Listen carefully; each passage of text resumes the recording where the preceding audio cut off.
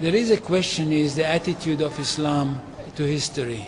And in fact, what we find, the basic attitude is that all history is in fact an Islamic history. That means that all the major figures of history basically are Muslims. From Adam down to our own time.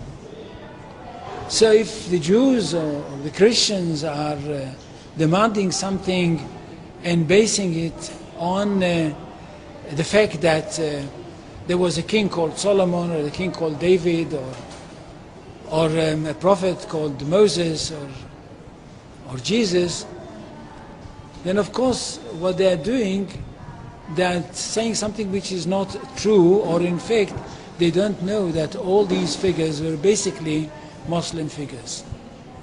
They were, in fact, since the creation of the world there is only one religion, and this is the religion of Islam.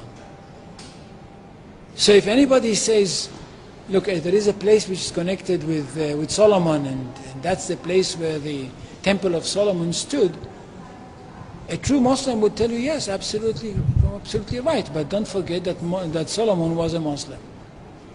And David was a Muslim, and Abraham was a Muslim, and Isaac was a Muslim, and Jesus was a Muslim. And this is what I mean by the Islamization of history.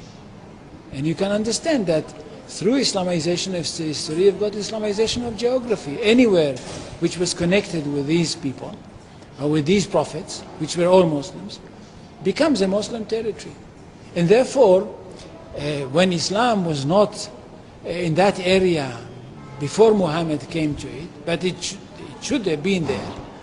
In that area, I mean in the Middle East or other parts outside the Middle East, which are now Muslim parts. Any place like this had to be freed, not to be conquered, had to be liberated. So Islam appeared in history in the time of Muhammad, or reappeared in history from their point of view, reappeared in history as a liberator. And therefore there is no Islamic occupation. If somebody occupied anything, it would be always somebody else, not the Muslims.